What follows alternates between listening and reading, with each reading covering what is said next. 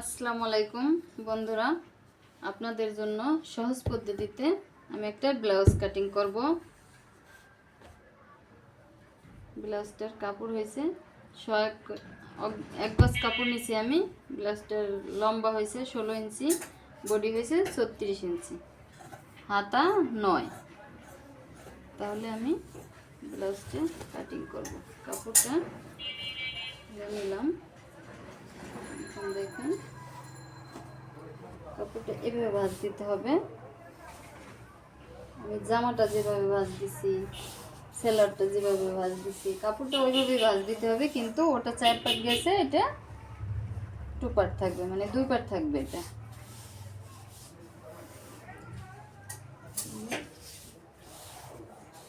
এটা 36 ইঞ্চি বডি, ওই ক্ষেত্রে আমার এইভাবে তো 11 ইঞ্চি কাপড় রাখলাম এদিকে। এই কাপড়টা 11 ইঞ্চি রেখে আমি ভাঁজ দিলাম। 11, 11.5 বা 12 নেওয়ার দরকার নেই, 11.5 পর্যন্ত রাখলে এনাফ। এদিকে কাপড়টা স্টিচ থাকলো, কেউ এখান থেকে হাতা বের করবে। এই কাপড়টা আবার বড় আছে, এই জন্য হাতাটা সাইড থেকেই বের হয়ে যাবে। ছোট থাকলে ওই ক্ষেত্রে হাতাটা এখান থেকে বের হয়, কিন্তু এটা যেহেতু বড় আছে, সাইড থেকে হাতাটা, লম্বা থেকেই হাতাটা বের হবে। তাহলে এখন আমি ব্লাউজটার মাপ নিব। লম্বাটা হচ্ছে আপনার 16 ইঞ্চি, 16 ইঞ্চি লম্বা। ওই ক্ষেত্রে আমি এখানে দেখেন সেলাইয়ের জন্য রাখতে হবে 1/2 ইঞ্চি শোল্ডারে, আর নিচে রাখতে হবে আপনার 1.5 ইঞ্চি কাপড়। তার মানে টোটাল আমার 2 ইঞ্চি কাপড় বেশি নিতে হবে। 16 ইঞ্চি কাপড় আমার নিতে হবে 18 ইঞ্চি কাপড়। 18 ইঞ্চি কাপড় আমি টোটাল নেব। তাহলে এটা হচ্ছে 18 ইঞ্চি কাপড় নিয়ে নিলাম। লম্বার মাপটা এটা আমি ব্যাক সাইড কাটতেছি, মানে পিসের সাইড।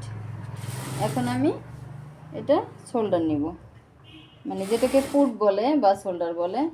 আমি এটা নিব আমি 6 ইঞ্চি। এটা 36 বডির ব্লাউজ, এটা আমি 6 ইঞ্চি নিব। আর হাতাটা নিব আপনার 6 ইঞ্চি, হাতাটা নিলাম 6 ইঞ্চি। এখন হাতার মোড়াটা 6 ইঞ্চি নিয়েছি, এখানে আমি সোজা দাগ কেটে নিলাম। এখন এখান থেকে আমি বডিটা নেব, জামার বডি যেরকম নিচ্ছি ওইভাবে সেম 36 ইঞ্চি বডি। ওইখানে আমি এটা 36-এর 4 ভাগের 1 ভাগ হয়েছে 9 ইঞ্চি, ওখানে আমি 1 ইঞ্চি বেশি নিব 10।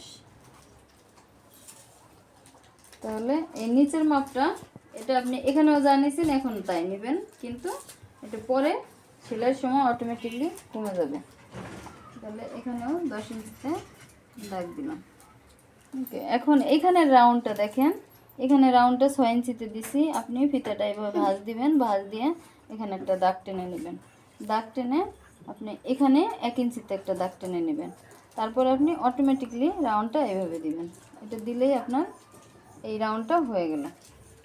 এখন এটা আমি সোজা করে দাগ টেনে নিলাম। এখন আমি এটাকে কেটে ফেলবো।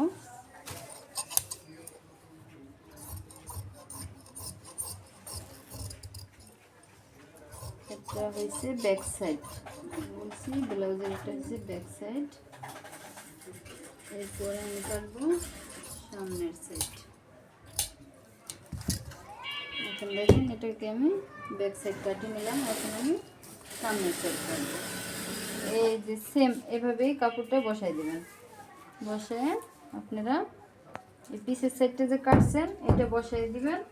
বসায় আপনারা চতুর্দিকে, এখানেও আপনাদের মাপ দিয়ে বলতেছে, এখানে আপনারা 1 ইঞ্চি কাপড় বেশি নেবেন, আর এদিকেও আপনারা 1 ইঞ্চি কাপড় বেশি নেবেন।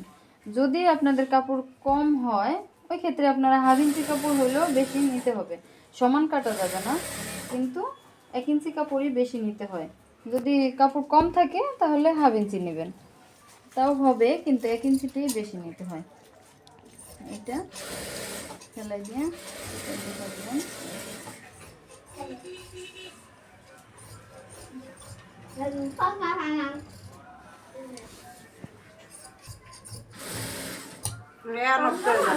এত ফুল দেয়। এখন হাতাটা আমি গলাটা নিব আমি 5 ইঞ্চি। এটা যেহেতু ছোট বডির জামা ব্লাউজ, ওই ক্ষেত্রে আমি 5 ইঞ্চিতে একটা কাট মার্ক করে রাখলাম।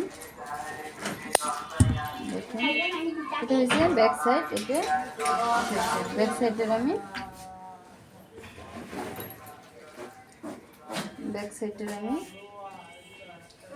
শেপটা নিয়ে নিই। ফিতাটা আপনারা এখানে এই যে শোল্ডারের যে গলাটার কাটিং দিছি তার থেকে 1.5 ইঞ্চি পিছিয়ে নেবেন, নিয়ে ফিতাটা সোজা করে ধরবেন। ফিতাটা সোজা করে ধরে আপনারা 9.5 ইঞ্চিতে একটা দাগ দিবেন। তারপরে এদিক থেকে 4 ইঞ্চি দূরত্ব থাকবে, এটা হয়েছে আপনাদের শেপের দাগ। 4 ইঞ্চি দূরত্ব থেকে শেপের দাগ হবে। এটা আপনারা এভাবে করে, এটা ব্যাক সাইডের শেপের দাগটা হয়ে গেল। আর এখন আসেন এই শেপের দাগটাই হয়েছে ব্লাউজের সবচেয়ে কঠিন কাজ। এটা আপনার হাইট অনুযায়ী শেপের দাগটা দিতে হবে।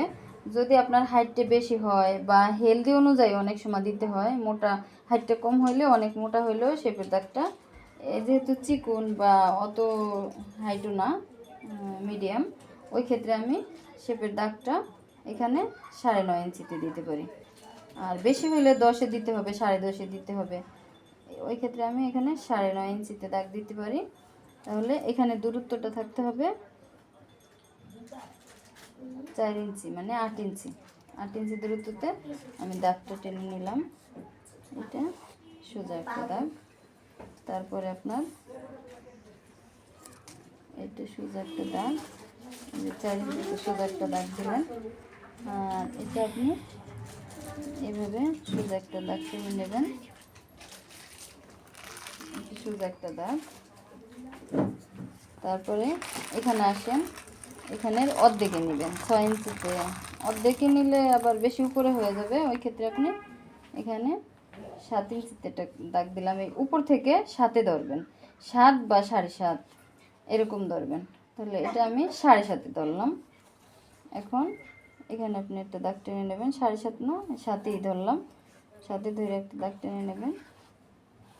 এটা হচ্ছে আমাদের শেপের দাগ। কয়টা হলো? 1, 2, 3, 4টা শেপের দাগ হলো। এখন আপনারা দেখেন দূরত্বটা কিভাবে হবে। এটা ছোট বডির, এই জন্য আমি এখানে 2 ইঞ্চি দূরত্ব দিলাম। এটা 2.5 ইঞ্চি দূরত্ব হয়, 3 ইঞ্চি দূরত্ব হয়। যতটা মোটা হবে ওই ক্ষেত্রে দূরত্বটা, শেপের টিকিনের দূরত্বটা বাড়বে। এটা যেহেতু ছোট বডিটা 36, ওই ক্ষেত্রে আমি 2 ইঞ্চি দূরত্বতে দাগ দিলাম। এটা 2 ইঞ্চি, এখানে 2 ইঞ্চি, এখানেও 2 ইঞ্চি, এখানেও 2 ইঞ্চি। এটা হচ্ছে আমার টিকিনের দাগটা। এটা টিকিনের দাগটা। এই দাগটা আপনাদের ওই সাইডেও দিতে হবে। এটা দেখবেন খুললে এমনিতেই দাগটা এই যে হয়ে গেছে। এখন আমরা ওইটা বাদ দিয়ে এই সাইড থেকে শুরু করতে পারি কাজটা। দাগটা এমনিতেই ছাপটা উঠে যাবে।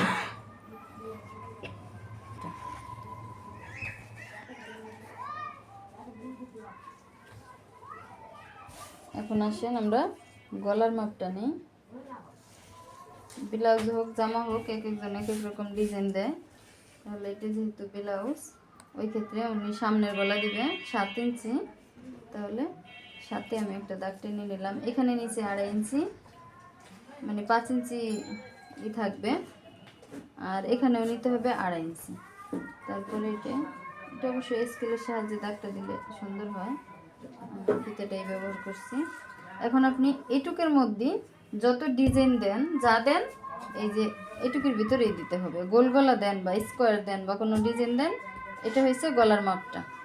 আর এখানে 2টা গলা, 2টা হাতার মোড়া সমান কাটছেন, এটা সামনের সাইড। ওই ক্ষেত্রে আপনি এখান থেকে অন্তত 3 ইঞ্চি নিচে আসবেন। নিচে এসে এটাকে 3 ইঞ্চি নিচে এসে আপনি এটাকে এভাবে 1/2 ইঞ্চিতে একটা, এটা হচ্ছে আপনার হাতার মোড়াটা ডাবায় কাটতে হবে, একটু কাটতে হবে 1/2 ইঞ্চি ভিতরে। ব্লাউজের ক্ষেত্রে আপনারা তালপাটটা আগে কেটে রাখবেন, তাহলে আপনাদের সুবিধা হবে। এটা হয়ে ব্লাউজ কাটিং, টিকিনটাও তো বুঝছেন। যাই হোক, না বুঝলে কমেন্ট করবেন, আমি আরও নতুন নতুন ভিডিও দিব।